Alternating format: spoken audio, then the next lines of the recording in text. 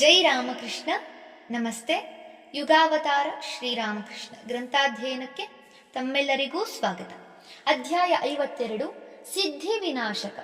ಶ್ರೀರಾಮಕೃಷ್ಣರು ವಿವಿಧ ಆಧ್ಯಾತ್ಮಿಕ ಭಾವಗಳನ್ನು ಸಾಕ್ಷಾತ್ಕರಿಸಿಕೊಳ್ಳುತ್ತಾ ತಮ್ಮ ಸಾಧನಾ ಪಥದಲ್ಲಿ ಮುಂಬರಿಯುತ್ತಿದ್ದಂತೆ ಅವರಿಗೆ ಅನೇಕ ಬಗೆಯ ಭಕ್ತರ, ಸಾಧಕರ, ಪಂಡಿತರ ಸಂಪರ್ಕ ಉಂಟಾಯಿತು.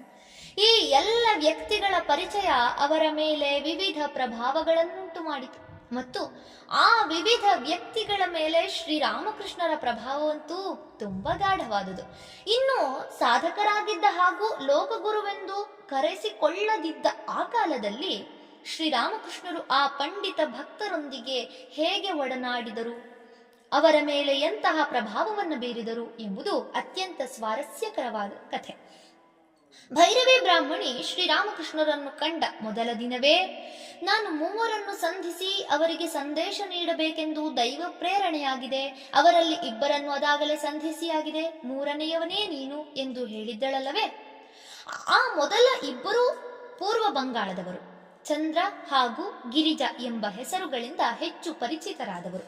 ಅವರ ಪೂರ್ತಿ ಹೆಸರು ಚಂದ್ರನಾಥ ಗಿರಿಜಾಪತಿ ಎಂದೇನೋ ಇದ್ದಿರಬಹುದು. ಇಬ್ಬರು ನುರಿತ ಸಾಧಕರೇ. ಅವರಿಬ್ಬರನ್ನು ಶ್ರೀರಾಮಕೃಷ್ಣರಿಗೆ ಪರಿಚಯಿಸಬೇಕೆಂದು ಬ್ರಾಹ್ಮಣಿ ಉದ್ದೇಶಿಸಿದ್ದಳು.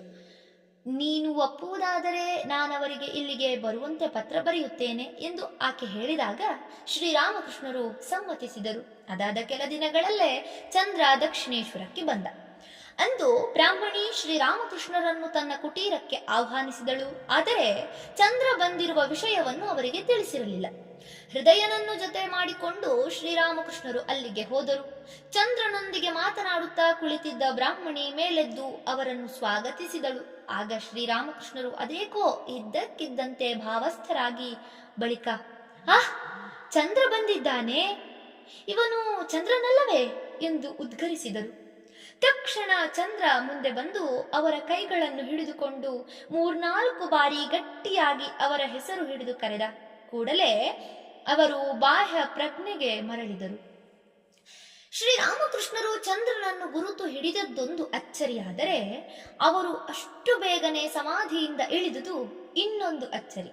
ಚಂದ್ರ ಕೇಳಿದ, ನಿಮಗೆ ನನ್ನ ಪರಿಚಯವಿರುವಂತೆ ತೋರುತ್ತದೆ, ಆದರೂ ನೀವೇಕೆ ಇಷ್ಟು ದಿನ ನನ್ನನ್ನು ಮರೆತಿದ್ದೀರಿ? ಶ್ರೀರಾಮಕೃಷ್ಣರು, ಅದು ಭಗವದ್ದಿಚ್ಛೆ. ಈಗ ಅವರು ಚಂದ್ರನೊಂದಿಗೆ ಸ್ವಲ್ಪ ಹೊತ್ತು ಮಾತನಾಡುತ್ತಾ ಕುಳಿತರು. ಅವನೊಬ್ಬ ದೊಡ್ಡ ಭಕ್ತ. ಅವನೊಡನೆ ಮಾತನಾಡುತ್ತಿದ್ದಂತೆ ಶ್ರೀರಾಮಕೃಷ್ಣರಿಗೆ ಅವನ ಮೇಲೆ ವಾತ್ಸಲ್ಯ ಉಂಟಾಯಿತು. ಆಮೇಲೆ ಅವರು ಅವನ ಕುರಿತಾಗಿ ಹೃದಯನಿಗೆ ಹೇಳುತ್ತಾರೆ, ಅವನಲ್ಲಿ ವಿಷ್ಣುವಿನ ಒಂದು ವಿಶೇಷ ಶಕ್ತಿ ಆವಿರ್ಭಾವವಾಗಿದೆ. ಆದ್ದರಿಂದಲೇ ಅವನು ನನ್ನನ್ನು ಸಮಾಧಿಯಿಂದ ಅಷ್ಟು ಬೇಗ ಕೆಳಗಿಳಿಸಲು ಸಮರ್ಥನಾದುದು. ಆದರೆ ಹೃದಯನಿಗೇಕೋ ಚಂದ್ರನ ಬಗ್ಗೆ ಅಂತಹ ಒಳ್ಳೆಯ ಅಭಿಪ್ರಾಯ ಉಂಟಾಗಿರಲಿಲ್ಲ.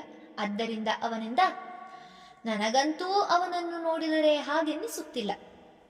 ಆಗ ಶ್ರೀರಾಮಕೃಷ್ಣರು, ನಿನಗದೆಲ್ಲ ಗೊತ್ತಾಗುವುದಿಲ್ಲ, ಸುಮ್ಮನಿರು ಎನ್ನಬೇಕಾಯಿತು.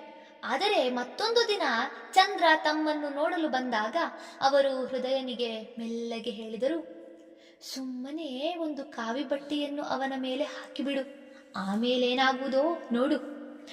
ಹೃದಯ ಹಾಗೆಯೇ ಮಾಡಿದ.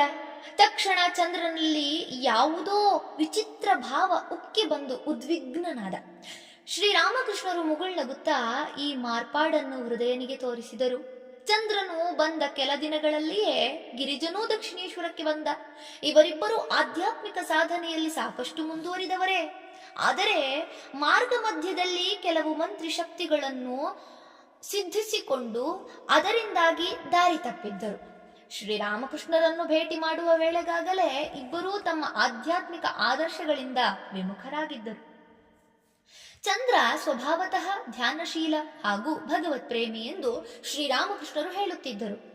ಆದರೆ ಅವನು ಗುಟಕಾ ಸಿದ್ಧಿ ಎಂಬ ಅಲೌಕಿಕ ಶಕ್ತಿಯನ್ನು ಗಳಿಸಿಕೊಳ್ಳಲು ಸಮರ್ಥನಾಗಿದ್ದ. ಗುಟಿಕೆ ಎಂದರೆ ಒಂದು ಪುಟ್ಟ ಉಂಡೆ, ಗುಳಿಗೆ.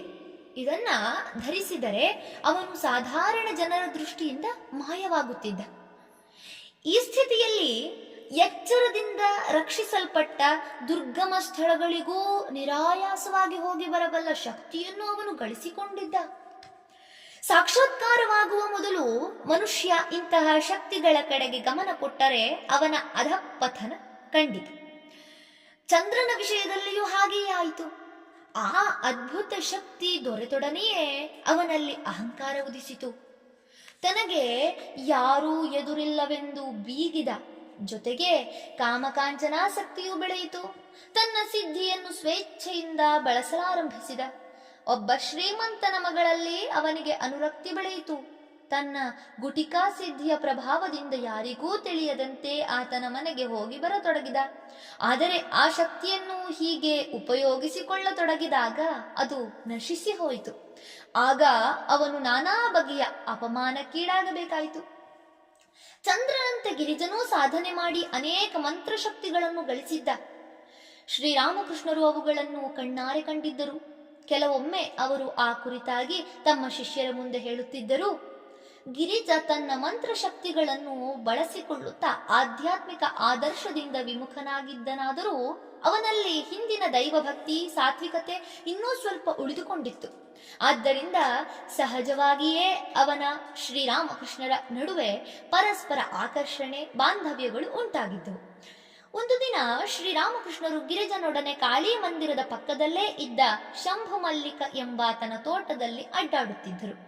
ಶಂಭು ಮಲ್ಲಿಕನೂ ಜೊತೆಯಲ್ಲಿದ್ದ. ಇವನು ಶ್ರೀರಾಮಕೃಷ್ಣರ ಪರಮಭಕ್ತ, ಸಾಕಷ್ಟು ಶ್ರೀಮಂತ ಕೂಡ. ಶ್ರೀರಾಮಕೃಷ್ಣರಿಗಾಗಿ ಸಣ್ಣ ಸೇವೆ ಮಾಡಲು ಅವಕಾಶ ಸಿಕ್ಕಿದರೂ ಅದು ತನ್ನ ಭಾಗ್ಯವೆಂದು ಭಾವಿಸುತ್ತಿದ್ದ. ಮಥುರನಾಥ ತೀರಿ ಹೋದ ಮೇಲೆ ಅವರ ಅವಶ್ಯಕತೆಗಳನ್ನು ಪೂರೈಸಿಕೊಡುವವರಲ್ಲಿ ಇವನು ಮೊದಲಿಗನಾದ. ಎಷ್ಟೋ ದಿನ ಅವರು ಇವನೊಂದಿಗೆ ತೋಟದಲ್ಲಿ ಅಡ್ಡಾಡುತ್ತಾ ಭಗವತ್ ಸಂಬಂಧವಾದ ಮಾತುಕತೆಯನ್ನಾಡಿ ಹಿಂದಿರುಗುವುದಿತ್ತು. ಹೀಗೆ ಆನಂದದಿಂದ ಸಂಭಾಷಿಸುತ್ತಿದ್ದರೆ ಸಮಯ ಉರುಳಿದ್ದೇ ತಿಳಿಯುತ್ತಿರಲಿಲ್ಲ. ಆ ದಿನ ಇವರು ಮೂವರೂ ಸೇರಿ ಮಾತನಾಡುವಾಗಲೂ ಹೀಗೆಯೇ ಆಯಿತು. ಸಂಜೆಯಾಯಿತು, ನಸುಗತ್ತಲೂ ಆವರಿಸಿತು. ಸ್ವಲ್ಪ ಹೊತ್ತಿನಲ್ಲೇ ಸಂಪೂರ್ಣ ಕತ್ತಲಾಗಿ ಹೋಯಿತು. ಆಗಲೇ ಅವರಿಗೆ ಸಮಯದ ಪರಿವೆಯುಂಟಾದುದು. ಶಂಭು ಮಲ್ಲಿಕ ತನ್ನ ತೋಟದ ಮನೆಗೆ ತೆರಳಿದ. ಅವನಿಗೆ ವಿದಾಯ ಹೇಳಿ ಗಿರಿಜನೂ ಶ್ರೀರಾಮಕೃಷ್ಣರು ಕಾಲುದಾರಿಗೆ ಬಂದು ಕಾಳಿ ದೇವಾಲಯದತ್ತ ಮೆಲ್ಲನೆ ಹೆಜ್ಜೆ ಹಾಕತೊಡಗಿದರು. ಆದರೆ ಅಂದು ಎಲ್ಲೆಲ್ಲೂ ಕಾಳಕತ್ತಲು. ಒಂದು ಮಾರು ದೂರದಲ್ಲಿ ಏನಿದೆ ಎಂಬುದೂ ಕಾಣುತ್ತಿರಲಿಲ್ಲ. ಅಲ್ಲಿಂದ ಹೊರಡುವಾಗಲೇ ಶಂಭುವಿನ ಕೈಯಿಂದ ಒಂದು ಲಾಠಿನನ್ನು ತೆಗೆದುಕೊಳ್ಳಬಹುದಾಗಿತ್ತು. ಆದರೆ ಭಗವದ್ವಿಚಾರದಲ್ಲಿ ಮುಳುಗಿದ್ದವರಿಗೆ ಅದು ನೆನಪಿಗೆ ಬರಲಿಲ್ಲ. ಸರಿ, ಈಗೇನು ಮಾಡುವುದು? ಶ್ರೀರಾಮಕೃಷ್ಣರು ಗಿರಿಜನ ಕೈ ಹಿಡಿದು ಹೇಗೋ ಮಾಡಿ ಹೆಜ್ಜೆ ಹಾಕತೊಡಗಿದರು. ಆದರೂ ಮುಗ್ಗುರಿಸುವುದೇನೂ ತಪ್ಪಲಿಲ್ಲ. ಅವರ ಕಷ್ಟವನ್ನು ಕಂಡ ಗಿರಿಜ ಒಂದು ಉಪಾಯ ಮಾಡಿದ. ಅಣ್ಣ, ಸ್ವಲ್ಪ ತಾಳು, ನಾನು ನಿನಗೆ ದಾರಿ ತೋರುತ್ತೇನೆ ಎಂದು ಹೇಳಿ ಹಿಂದಿರುಗಿ ನಿಂತುಕೊಂಡ. ಏನದ್ಭುತ! ಅವನ ಬೆನ್ನಿನಿಂದ ಬೆಳಕಿನ ಪ್ರಖರ ಕಿರಣಗಳು ಹೊಮ್ಮಿದವು. ಆ ಬೆಳಕಿನ ಹೊನಲು ಬಹುದೂರದವರೆಗೂ ಹರಿದಿತ್ತು. ಮುಂದೆ ಶ್ರೀರಾಮಕೃಷ್ಣರು ಹೇಳುತ್ತಿದ್ದರು, ಅಲ್ಲಿಂದ ಕಾಳಿ ದೇವಾಲಯದ ಗೇಟಿನವರೆಗೂ ಇಡೀ ರಸ್ತೆಯೇ ಆ ಜ್ಯೋತಿಯಿಂದ ಬೆಳಗುತ್ತಿತ್ತು. ಅದರಿಂದಾಗಿ ನಾನು ಯಾವ ತೊಂದರೆಯೂ ಇಲ್ಲದೆ ನಡೆದು ಸುಖವಾಗಿ ದೇಗುಲವನ್ನು ಸೇರಿದೆ ಎಂದು. ಹೀಗಿಂದ ಶ್ರೀರಾಮಕೃಷ್ಣರು ಮುಗುಳ್ನಕ್ಕು ಮರುಕ್ಷಣ ಹೇಳುತ್ತಾರೆ, ಆದರೆ ಅವರಿಬ್ಬರ ಆ ಶಕ್ತಿಗಳು ಬಹುಕಾಲ ಉಳಿದುಕೊಳ್ಳಲಿಲ್ಲ. ಅವರು ಕೆಲಕಾಲ ಇದರ ಅಂದರೆ ತಮ್ಮ ಸಹವಾಸದಲ್ಲಿ ಉಳಿದುಕೊಂಡಾಗ ಅವೆಲ್ಲ ತಾವಾಗಿಯೇ ಮಾಯವಾದುವು. ಇದನ್ನು ಕೇಳಿದ ಶಿಷ್ಯರಿಗೆ ಮತ್ತೂ ಆಶ್ಚರ್ಯ, ಕುತೂಹಲ. ಅವರ ಸಹವಾಸ ಮಾತ್ರದಿಂದ ಆ ಶಕ್ತಿಗಳು ಮಾಯವಾಗಲು ಕಾರಣವೇನಿದ್ದಿರಬಹುದು? ಶಿಷ್ಯರು ಇದನ್ನು ತಿಳಿಯಬಯಸಿದಾಗ ಶ್ರೀರಾಮಕೃಷ್ಣರು ಹೇಳುತ್ತಾರೆ, ಅವರ ಒಳಿತಿಗೋಸ್ಕರವೇ ತಾಯಿ ಅವುಗಳನ್ನು ಇದರೊಳಕ್ಕೆ ಅಂದರೆ ತಮ್ಮ ಶರೀರದೊಳಕ್ಕೆ ಎಳೆದುಕೊಂಡು ಬಿಟ್ಟಳು. ಹಾಗಾದ ಬಳಿಕ ಅವರು ಆ ತುಚ್ಛ ವಿಚಾರಗಳ ಮೋಹವನ್ನು ತ್ಯಜಿಸಿ ಭಗವಂತನೆಡೆಗೆ ಮನಸ್ಸು ಹರಿಸಿದರು. ಹೀಗೆ ಶ್ರೀರಾಮಕೃಷ್ಣರ ಪಾವನಕರ ಸಂಘಕ್ಕೆ ಬಂದೊಡನೆ ಚಂದ್ರ ಗಿರಿಜರಿಬ್ಬರೂ ತಮ್ಮ ಮಂತ್ರ ಶಕ್ತಿಗಳನ್ನು ಹಾಗೂ ಅವುಗಳೊಂದಿಗೆ ತಮ್ಮ ಅಹಂಕಾರವನ್ನೂ ಕಳೆದುಕೊಂಡರು. ಅಹಂಕಾರ ಮಮಕಾರಗಳಿಂದಾಗಿ ಪಥಭ್ರಷ್ಟರಾಗಿದ್ದ ಅವರು ತಮ್ಮ ದೋಷವನ್ನು ಮನಗಂಡು ಪಶ್ಚಾತ್ತಾಪ ಪಟ್ಟರು. ಭಗವತ್ ಸಾಕ್ಷಾತ್ಕಾರದ ಹಂಬಲ ಅವರಲ್ಲಿ ಮತ್ತೊಮ್ಮೆ ಭುಗಿಲೆದ್ದಿತು. ಇಮ್ಮಡಿ ಉತ್ಸಾಹದಿಂದ ಮತ್ತೊಮ್ಮೆ ಸಾಧನಾ ನಿರತರಾದರು. ಧನ್ಯವಾದಗಳು. ಇಂದಿಗೆ ಅಧ್ಯಾಯ 52 ಸಂಪೂರ್ಣವಾಯಿತು. ಮುಂದಿನ ಸಂಚಿಕೆಯಲ್ಲಿ ಹೊಸ ಅಧ್ಯಾಯವನ್ನು ಪ್ರಾರಂಭಿಸೋಣ. ಓಂ ಶಾಂತಿ ಶಾಂತಿ ಶಾಂತಿ. ಹರಿ ಓಂ ತತ್ಸತ್. ಶ್ರೀರಾಮಕೃಷ್ಣ ಅರ್ಪಣಮಸ್ತು. ಸರ್ವೇ ಜನ ಸುಖಿನೋ ಭವಂತು. ಜೈ ಶ್ರೀಮಾತಾ.